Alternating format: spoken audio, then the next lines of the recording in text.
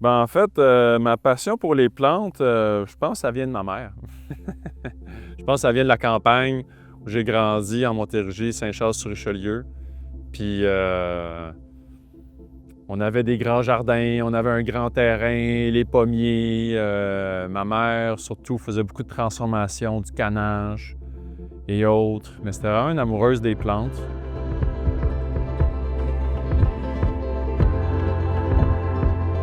J'aimais ça être dans la nature, aller dans la forêt, là, dans le fond du champ du voisin.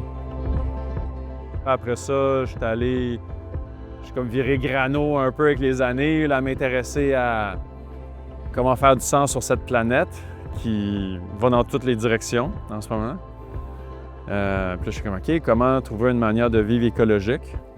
D'expérience en expérience, je me suis rendu à faire mon bac en géographie biologie à Rimouski. Puis là, j'ai eu des cours de biologie végétale. J'ai eu des emplois d'été où j'étais assistant de recherche sur le terrain en écologie forestière. Fait que là, j'ai appris les plantes. Parce qu'avant, je connaissais pas vraiment le nom des plantes sauvages, mais je les ai appris, puisque c'était ça ma job, c'était de faire des inventaires. Puis là, rapidement, j'étais comme, OK, c'est bien beau connaître le nom des plantes, mais qu'est-ce qui se mange là-dedans? Qu'est-ce qui est utile pour notre santé? Qu'est-ce qui est utile pour se construire des abris ou je sais pas trop quoi, travailler le bois? Fait que vraiment m'intéresser à qu'est-ce qu'on peut utiliser dans ces plantes-là.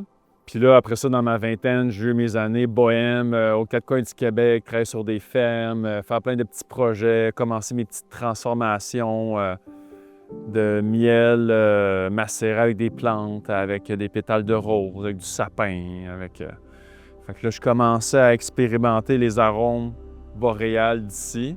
Puis là, j'ai commencé à...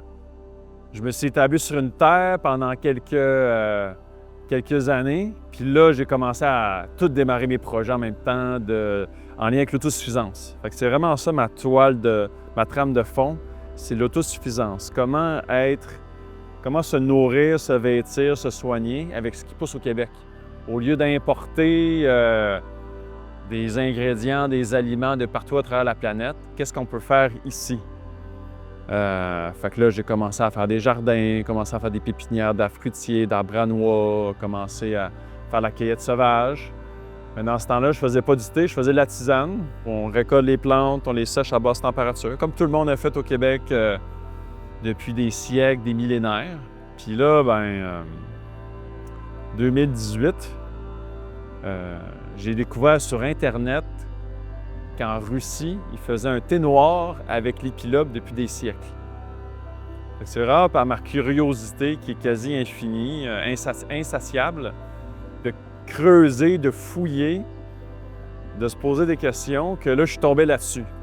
Fait que là, j'ai eu le déclic. C'est comme mon petit moment Eureka. En 2018, je connaissais très bien l'épilobe pour avoir voyagé aux quatre coins du Québec. Je connaissais bien cette plante qui fait des magnifiques champs de fleurs roses. Tout le monde les connaît dans ces contrées-là. Les gens ne vont pas nécessairement connaître le nom de la plante, mais ils vont connaître la plante.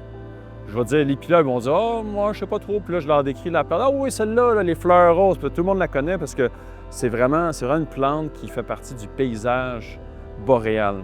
La Gaspésie jusqu'à l'Abitibi, passant par le Saguenay-Lac-Saint-Jean, il y en a un peu partout.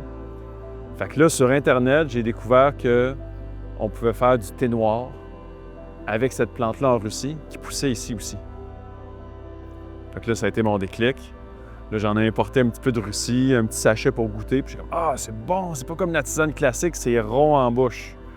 Fait que là, j'étais comme, wow! Fait que là, mon esprit créateur s'est mis à décoller.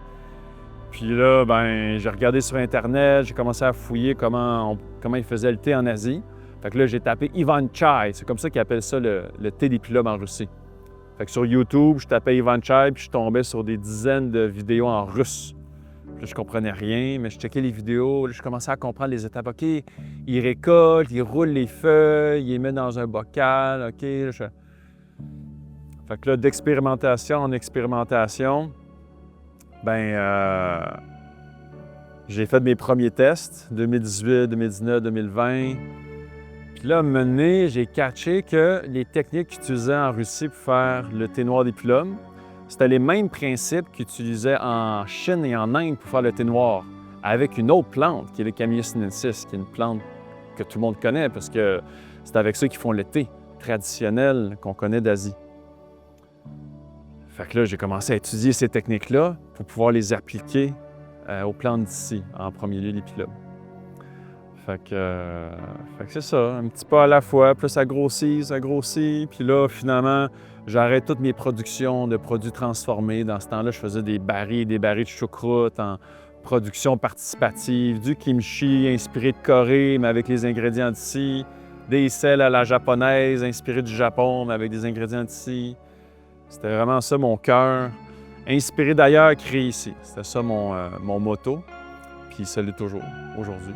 Je suis toujours en train de m'inspirer d'ailleurs, puis transformer ce qu'on a ici. Puis là, à un moment donné, j'ai décidé de faire le switch. J'étais comme, OK, c'est fini, ces 1001 projets-là, je me concentre sur le thé. Je fais juste ça. Fait que là, j'ai voyagé en Asie, j'ai importé des machines d'Asie, je me suis vraiment commencé à me spécialiser, à pousser la R&D de plus en plus là-dessus. Puis les thés du Nord sont nés de ça. Puis maintenant, j'offre des thés aux quatre coins du Québec à la population. Des bons thés locaux, sans caféine, puis bons pour la santé. Donc, quoi de mieux?